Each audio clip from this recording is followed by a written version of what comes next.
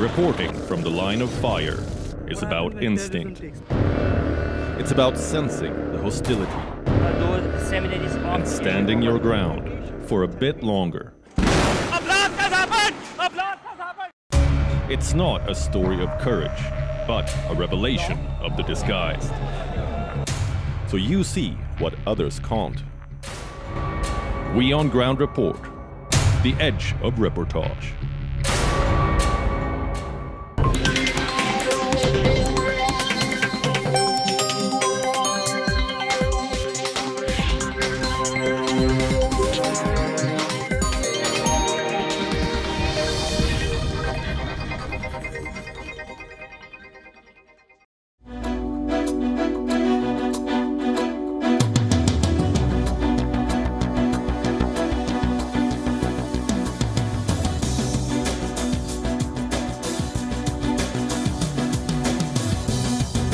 Hello and welcome to the West Asia Post with me, Ghadi Francis, our weekly show where we bring you stories from the world's most volatile region.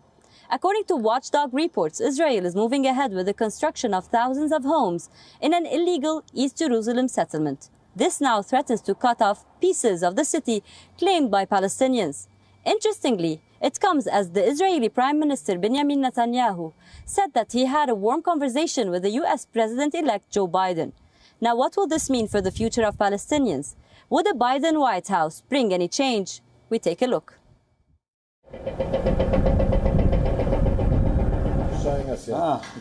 This is the Pompeo wine. One of the Pompeo bottles. A red blend named after the US Secretary of State. But it is not just the name of the wine that is trending.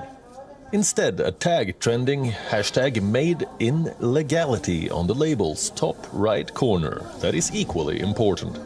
So why does this wine need to mention that in bold letters? That's because it was made in the Psagot winery, which sits on a hilltop in the West Bank. For much of the international community, the winery is located in illegally occupied Palestinian territory. But for the Trump administration, this is a part of Israel. Pompeo paid a visit to this winery, becoming the first top American diplomat to visit a West Bank settlement. The fact that the Secretary of State of the United States came to our winery is first because of the statement that we are not thieves. We didn't steal those lands. We didn't came here and we didn't conquer it from somebody. In the twilight of the Trump administration, the US Secretary of State embarked on a trip to Israel. But most people looked at his itinerary, an unexpected stop made headlines around the world. While this would have been unthinkable during any other US administration, nothing is really unexpected when it comes to the Trump administration.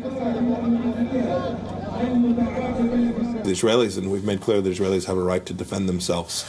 In 2019, Pompeo announced that the US under President Trump no longer viewed Israel's settlements as inconsistent with international law. Now, as a parting gift to the outgoing administration, Pompeo even paid a visit to one of them. However, he did not just stop there. Pompeo later flew to the Golan Heights, a strategic area that overlooks Israel, Syria, Lebanon, and Jordan. In 2019, Trump recognized Israel's claim of sovereignty over the parts of the Golan Heights that it captured from Syria in a 1967 war. To safeguard its security from external threats. Two iconic visits by the US Secretary of State that has now reversed years of US foreign policy in West Asia. Alongside of you, about the fact that for a long time the State Department took the wrong view of settlements. It took a view that didn't recognize the history of this special place. And instead now today, the United States Department of State stands strongly to the recognition that settlements can be done in a way that are lawful and appropriate and proper. He also issued guidelines for Israeli products made in settlements to be labeled Made in Israel when imported to the United States. This now removes the distinction between products made within Israel and those produced in the occupied territory. The United States also said it would label the Israel boycott movement as anti-Semitic. Today I want to make one announcement with respect to a decision by the State Department that we will regard the global anti-Israel BDS campaign as anti-Semitic. I know this sounds simple to you, Mr. Prime Minister, it seems like a statement of fact, but I want you to know that we will immediately take steps to identify organizations that engage in hateful BDS conduct and withdraw U.S. government support for such groups. The time is right. Most countries view the settlements built by Israel in the captured territory during the 1967 war as illegal and as an obstacle for the Palestinian cause. In the U.S. brokered normalization deal with the UAE and Bahrain, Israel had promised to put on hold plans to annex parts of the West Bank. But watchdog reports suggest that Israel had approved the construction of 1,200 new homes in an East Jerusalem settlement. While it is tempting to imagine that a Biden White House may simply reset relations with the Palestinians, the real picture might be very different. While Bibi was busy making a joint appearance with Pompeo, the new administration was also on his mind ahead of this crucial Pompeo trip. Earlier this week, Netanyahu dialed the president-elect. The duo even had a warm conversation, according to Netanyahu. A statement by Israeli Prime Minister's office read, and I quote, "The president-elect reiterated his deep commitment to the state of Israel and its security," unquote. While the new constructions may test ties with the incoming administration, Biden may be limited in his ability to stop it, particularly while dealing with a changing West Asia. The coming 2 months, however, provide a key test for Benjamin Netanyahu. While the Israel PM may seek to take advantage of the final days of the settlement-friendly Trump administration with last-minute construction projects, doing so could antagonize the Biden administration, leaving Bibi without a friend in the White House. West Asia Bureau, we on. World is one. We will continue to bring you stories from the heart of the conflict, but first, as usual, let's take a look at what's making headlines across West Asia.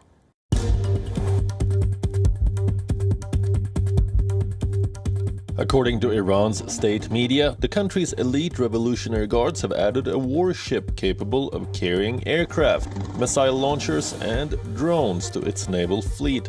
This comes at a time when tensions are at an all-time high between Tehran and Washington.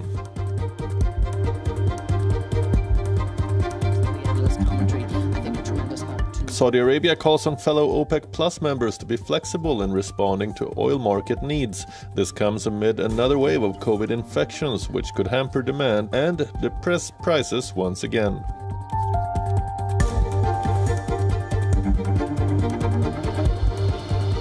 The U.S. Middle East commander has said that while troops in Iraq will be cut down to 2,500 on President Donald Trump's order, Baghdad wants a continued U.S. presence in the country to fight the Islamic State.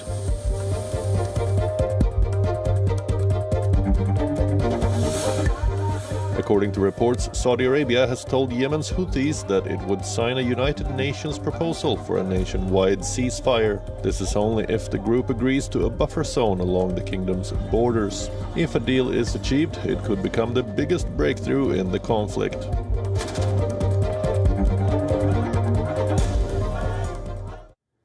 The Syrian veteran Foreign Minister Walid al-Muallim has passed away at the age of 79. One of the most prominent faces of Bashar al-Assad's government. Al-Muallim held his job through a decade of conflict and several reshuffles. Our next report takes a look back at his life.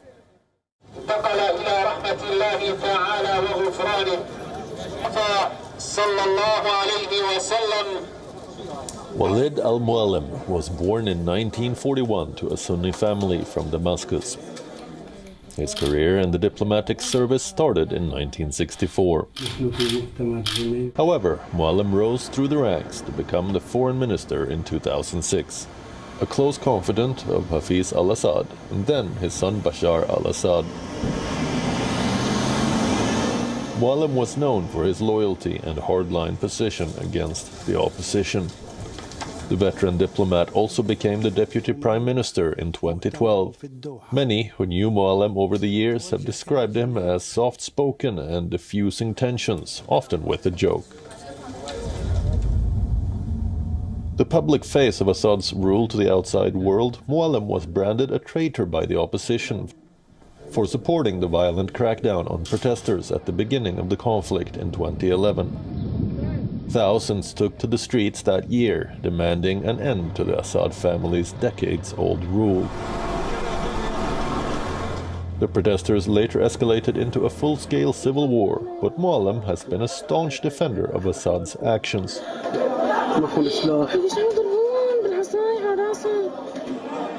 Instead accusing the West of increasing the country's unrest.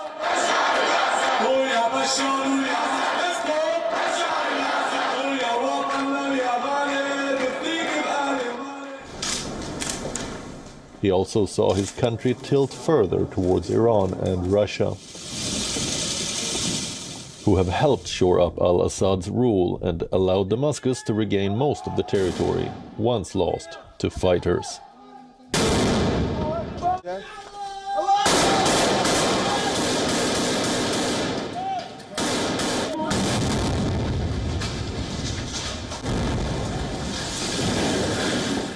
However, al-Muallim's health was said to be deteriorating in recent years, while there were no details on the cause of death.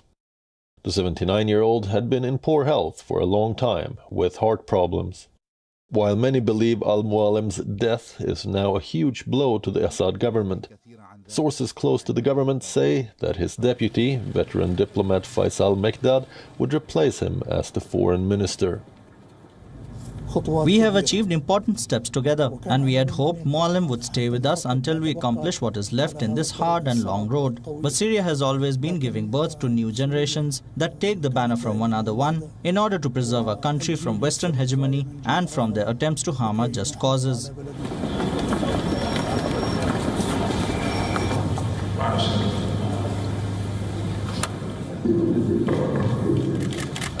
Allahu Akbar.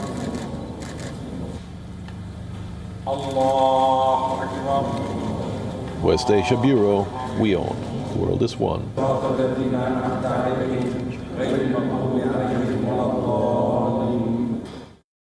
For the first time in history, the Kingdom of Saudi Arabia is hosting a ladies' European golf tour.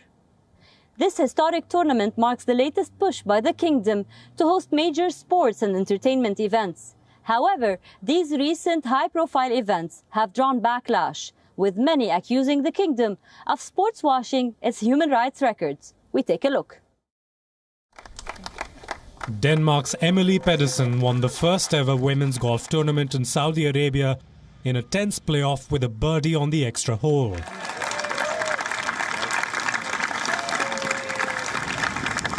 Pedersen edged out England's Georgia Hall, securing the $150,000 winner's check in the inaugural Saudi Ladies International.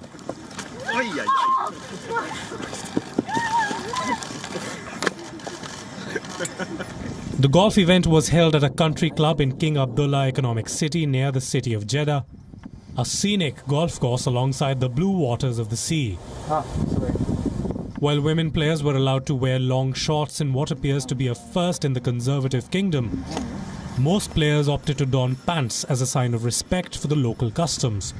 However, female golfers dressed in casual t-shirts and trousers was a striking anomaly in Saudi Arabia. An ultra-conservative Muslim nation that has long imposed a strict dress code on women. The changes reflect a loosening of social restrictions that has swept Saudi Arabia since Crown Prince bin Salman's rise to power. Women in the kingdom are also being encouraged to play sports and participate in events.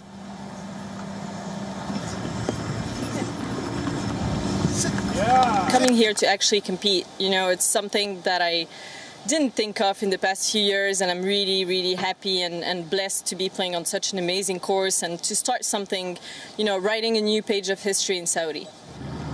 But the event, which was designed to soften the kingdom's image, has now drawn charges of being a sports washing exercise. Given Saudi Arabia's record on human rights, critics called it rather ironical that an all-women's sports tournament is being held in the kingdom, where several women activists are behind bars and dissent is actively crushed. According to Amnesty International, 13 activists are facing trial on charges such as contacting foreign media, activists and human rights organizations. The CEO of the Ladies European Tournament, however, shrugs off the criticism. There's also the opportunity for us to grow the game into new territory, and obviously working with Golf Saudi and understanding their vision for the game of golf here, it was a natural synergy. So it was an easy decision, really. As part of a sweeping liberalization drive in his vision for 2030, de facto ruler Crown Prince Mohammed bin Salman has accelerated investment in glitzy sports and entertainment events. In March, the kingdom hosted the world's richest horse race after staging the Italian and Spanish football Super Cups last year. It already hosts the Dakar Rally, a 12-day marathon through the Arabian desert. And this month, Saudi Arabia announced that it will host a Formula One Grand Prix for the first time in 2021. The expanded sporting schedule is part of the kingdom's push to draw more international tourists, businesses and investments, and an attempt to lessen its dependence on oil revenue. But critics have accused the country's rulers of sports washing in a bid to improve their image, which has taken a beating because of human rights violations, a bid to shine the spotlight away from its troubling human rights record. West Asia Bureau Report, WION, World is One. Gas-rich Qatar flung open its property market to foreigners, a scheme which gives those purchasing properties the right to call the Gulf nation home. Our next report tells you all the details. After more than 15 years in Doha, Kenyan national Tina Chadda can finally look for a permanent home for herself and her family in Qatar. The country has now changed its law, offering foreign real estate investors permanent residency benefits. This allows them to stay indefinitely in the country, without the fear of losing their sponsors and having to leave without notice. It's a really big area. I think it will allow me to call Qatar home. The fact that as an investor, the same amount that I invested in Portugal, for example, for that same amount of money, I get an investor visa, which gives me healthcare, which gives me a permanent residency. So there's a sense of security about it. Before, this wasn't there. And so I feel more comfortable investing now. The scheme is the newest in a sequence of measures designed to diversify Qatar's financial system.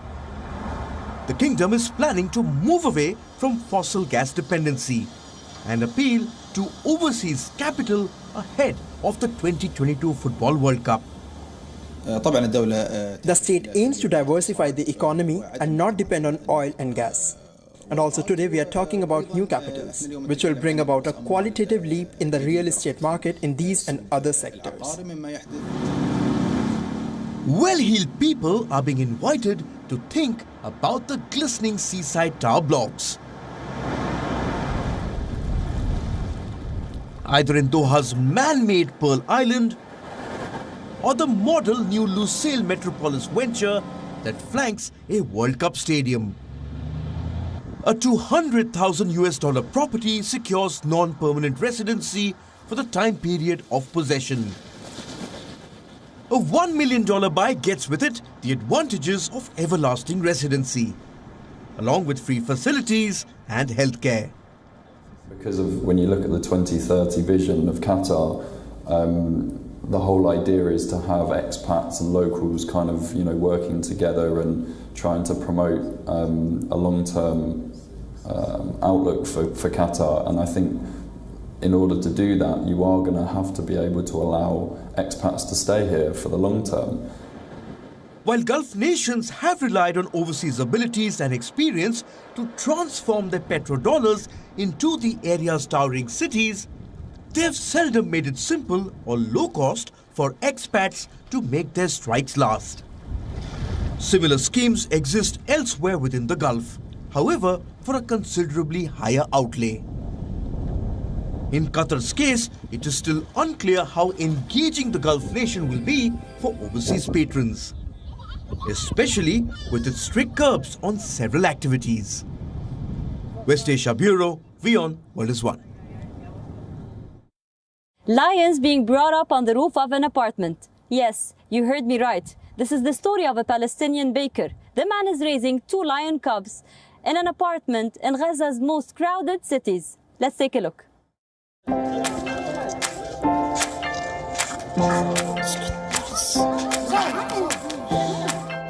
On the roof of an apartment block in one of Gaza's most crowded cities, 2 lion cubs prowl among the water tanks and dine on slaughtered chickens, as children rush to take selfies with them. It is a bizarre sight, even in the war-scarred Gaza Strip, that has become accustomed to the unaccustomed. The 75-day-old male and female cubs are called Fatih and Philistine. They have now become playthings for the bored neighbors of their owner, Nasim Abu Jamia. It's a hobby. Yes, it's a hobby. Since that time in the zoo, I got attached to them and wished to own lions, and thank God, now I got them. Though animal experts express concern on hearing of the situation, Jamia mentions that he got the cubs from a local zoo, but declined to give any further details. As his nephews, brothers and other children played with the animals, Jamia continues to dismiss the risks. However, veterinarians remained worried about the health of the cubs being raised at home. Experts said that raising lions at home may deprive them of sufficient food and medical care and may result in acute health problems. Palestinian law also does not permit raising wild animals in people's homes. But Jamia and his neighbors remain unfazed. We are proud to have lions in our area. It was Nazim's dream since he was a child. It's his hobby. Nazim also owns dogs and cats and everything.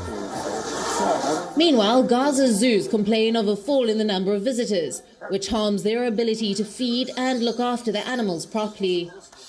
Even before the pandemic, the zoos were hit by an Israeli blockade, which controls the movement of people and goods in and out of Gaza. West Asia Bureau, WION, World is One. That's all we have for you on this episode of the West Asia Post. I will see you next week with a brand new lineup, bringing you more stories from the world's most volatile region. Until then, stay home and stay safe. I am Ghadi Francis, and you are watching WION, World is One.